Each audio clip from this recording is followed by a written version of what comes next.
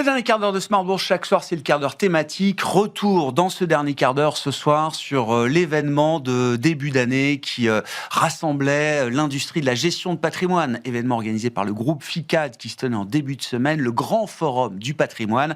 À cette occasion, nous avons rencontré le président de Groupe Premium, Olivier Farouz, pour revenir avec lui sur les derniers développements de sa stratégie de croissance, aussi bien son acquisition en Italie en fin d'année 2025 que sa nouvelle acquisition 2026 dans la pierre avec le rachat de Pierre Premier Gestion.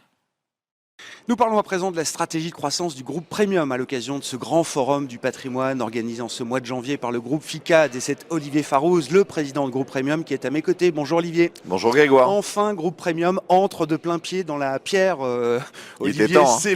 Écoutez, je crois que vous aviez un peu de pression. En tout cas, on attendait groupe Premium depuis un moment dans ce marché de l'immobilier pour développer une offre immobilière à la hauteur de vos ambitions, il faut le dire Olivier. Je crois que j'ai bien fait d'avoir de la pression en fait, parce que ça fait 8 ans maintenant que mes fonds d'investissement successifs et même coordonnés me mettent la pression pour qu'on rentre dans ce marché immobilier, ce que j'ai toujours refusé pendant 7 ans. J'ai résisté, j'estimais que le marché était trop haut, qu'une correction allait probablement arriver. Les dernières années vous ont un peu donné raison de ce point de vue-là, Olivier. J'ai plutôt, d'ailleurs, il y a un des 3 fonds qui m'a dit merci d'avoir résisté. Non, mais là, je suis très heureux qu'on rentre en plus gestion, par la grande porte, oui, avec Pierre Premier de Gestion. C'est magnifique, on est vraiment très très heureux. Une équipe formidable, et puis qui a su en plus ce qui était très important pour nous. Qui a eu une résilience pendant cette crise et des performances qui ont été soutenues, y compris ces dernières années. Donc on est vraiment très content de closer ce deal. Ouais, qu'est-ce qui vous a intéressé chez eux? Alors c'est Joël Vacher, c'est Joseph Châtel, bien sûr, Pierre Premier Gestion. Pourquoi eux? Pourquoi avoir voulu négocier avec eux effectivement, spécifiquement? Vous savez, c'est souvent une histoire de rencontre. Alors moi, je connaissais Joseph, que j'apprécie énormément, qui est quand même à l'origine de la plus belle success story de la gestion d'actifs. Donc on parle de DNCA. Oui, bien sûr, DNCA. Bon, d'abord, il y a eu évidemment cette rencontre. Joël, formidable, Gérald. Donc on a d'abord cette équipe. Ensuite, évidemment, on doit regarder les performances et puis ce qui a été produit et le track record des dernières années qui a été évidemment formidable. Donc tout naturellement, ça a mis un peu de temps, je vous avoue, ça a mis quelques mois, mais on est arrivé au bout. Bon. Et on est très content. Et partant de cette acquisition, c'est quoi la stratégie immobilière aujourd'hui pour Groupe Premium, Olivier? On s'est mis à l'immobilier très tard, vous l'avez dit. Là, on a commencé à collecter l'année dernière sur simplement les 6 derniers mois de l'année, et on a collecté en SCPI sur la partie mass affluent. Je ne parle pas de la partie CGP, mais de la partie top affluent, mais on a collecté sur la partie mass affluent 60 millions d'euros sur 6 mois. Donc naturellement, l'ambition, on a collecté au total, groupe Premium 2025, 4,2 milliards. Je pense que raisonnablement, on pourrait collecter à peu près entre 7 et 10% de notre collecte annuelle en immobilier, que ce soit en SCPI, en FCPI. Exactement. Donc ça va devenir effectivement un flux important du business pour Groupe Premium. Oui, de la même façon qu'on a... il y a l'immobilier, puis il y a tout un pan d'activité où on est... finalement, on est très peu positionné, c'est le PI, le private equity. Moi, j'y crois beaucoup. J'ai toujours été... favorable à la démocratisation du PI. Je vois pas pourquoi ce serait réservé à des personnes qui font des LBO, alors des grands héritiers. Ça devrait être pour monsieur tout le monde, qui surtout pour un produit retraite comme le PER. L'absence de liquidité n'est pas un problème quand on investit sur une durée longue. Il se trouve que nous, la moyenne d'âge de nos clients est très jeune, c'est la plus jeune du marché, puisqu'on a encore diminué l'année dernière, on est à 38,4 ans de moyenne d'âge à la souscription. Donc c'est vraiment la cible parfaite pour investir une petite partie en PI. Donc le client qui a du temps devant lui, quoi. Exactement. La moyenne d'âge de souscription à un contrat d'assurance vie en France, c'est 53 ans. Chez nous, c'est 38. Ouais, La personne a 25 ans devant elle, bien sûr. c'est idéal. Donc, investir 10% de son épargne retraite sur du PI, ça me semble très adéquat. Bon, et là, ce sera aussi, puisqu'on parle du PI, Oui. Olivier, il y a aussi une stratégie de croissance externe derrière. On va voir. On va voir. On va voir. D'accord. Parlons déjà de ce qui a été réalisé. Donc, Pierre Premier Gestion, bien sûr, c'est le deal de ce début d'année. Une Ouais. opération à Lyon également. Oui, Alors, avec sur le marché, Familiance, ouais, voilà, formidable. Top Affluent, Étienne, comme ouais, vous dites, formidable. c'est ça Oui, Olivier c'est sur la partie top affluent. Donc, on était absent à Lyon. Ouais. On était présent sur la partie mass affluent, mais pas sur la partie top affluent. Donc, on est vraiment très content. Ça aussi, c'est une rencontre. Là, pour le coup, ça s'est fait très vite, puisque j'ai rencontré Étienne pour la première fois à Lyon, à Patrimonia.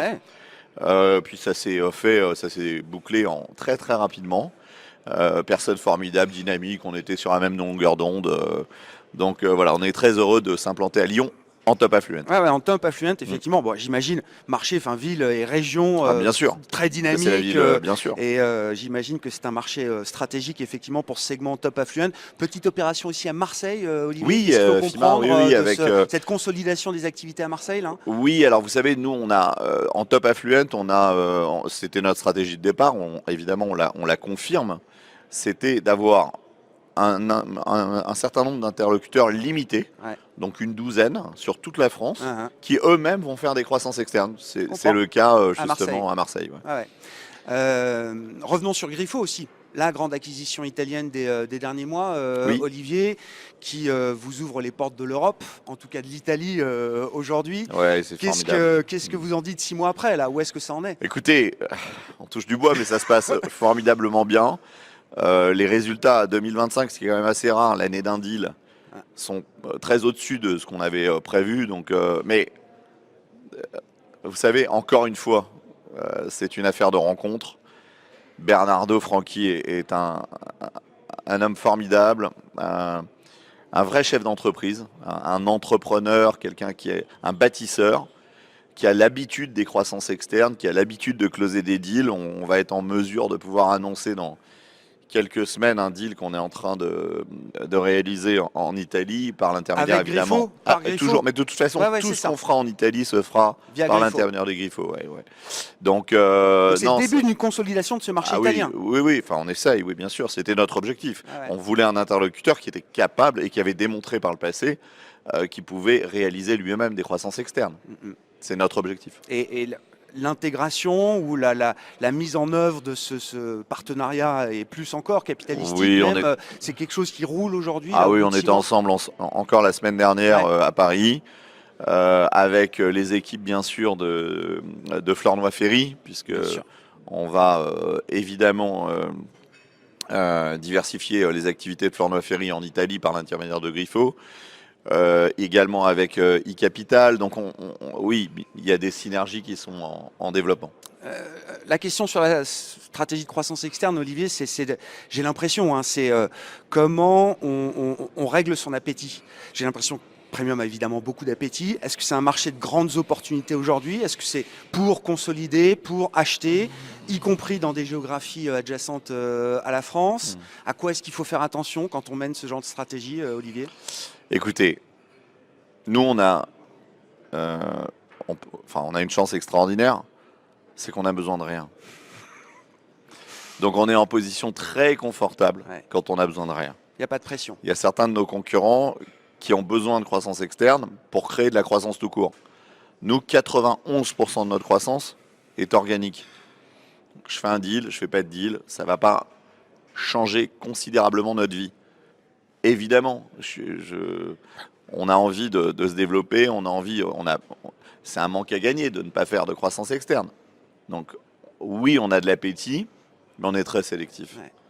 Donc on est d'abord sélectif, il y a une chose qui est primordiale pour moi, c'est l'équipe, le management, c'est l'humain. Savoir si on a la même philosophie, si on a la même façon d'appréhender l'entrepreneuriat. Donc ensuite, bien sûr, les chiffres sont importants, mais on est quand même vraiment sélectif. Et partant de ces critères, 2026 sera une grande année Oui, je pense. de consolidation et de croissance externe pour Premium. Oui, je pense. En Écoutez, termes de géographie, de métier. en termes de métier, probablement moins. On sera sur les métiers qu'on. Ouais. Moi, j'ai l'habitude de dire que dans la vie, pour se développer, il faut continuer à faire ce qu'on sait faire. Et c'est un moyen très facile de se développer. De géographie, probablement, oui. Probablement, il y a d'autres marchés qui m'intéressent. Il y a l'Espagne, il y a la Suisse, il y a la Belgique, il y a l'Europe au sens large. Ouais. Oui, l'Italie va forcément se développer. Encore une fois, on va pouvoir annoncer très prochainement une acquisition. Et puis, probablement également dans le top affluent, on va continuer de se développer, même si là, ce sera certainement indirectement, c'est-à-dire nos CGP référents qui vont eux-mêmes faire des acquisitions. Ouais. Oui, 2026, ça devrait être... en tout cas, on a des choses dans le pipe qui laissent imaginer que ça pourrait être une belle année. Comment on garde une unité dans un groupe comme Premium? Encore une fois, quand on mène ce genre de stratégie géographique, nouveau métier avec l'immobilier, et puis, j'allais dire, les deux bouts du marché, le côté mass affluent et le côté top affluent. Comment on garde une unité d'entreprise dans ce genre de stratégie? C'est une très bonne question, et c'est vrai que c'est un de mes... ça fait partie des éléments essentiels. C'est une boussole pour moi qui est une cohérence, une unité dans le groupe. En fait, pour qu'il y ait une unité, il faut être fidèle à ses valeurs. À partir du moment où on est fidèle à ses valeurs, on a tous envie de se développer, on a tous envie de faire grandir le groupe. On est dans une aventure qui est unique. Je pense sincèrement qu'elle est unique. En termes de croissance, en termes d'aventure humaine, c'est formidable. Donc oui, c'est très très important de garder cette cohérence dans le groupe. D'où l'attention à la valeur des managements des entreprises que vous... bien sûr, si on a une différence de perception de l'entrepreneuriat, ça va forcément créer des tensions et ce que je ne souhaite absolument pas. Aujourd'hui, ça se passe vraiment très bien. Donc on va essayer de garder cette cohérence. Bon, nouveau quart de siècle qui s'ouvre pour Premium, c'est ça. Oui, on a fêté nos 25 ans l'année dernière. Vous avez passé le premier l'an dernier. Merci beaucoup Olivier. Olivier Farouz, président de groupe Premium à l'occasion du Grand Forum du patrimoine. Merci Grégoire.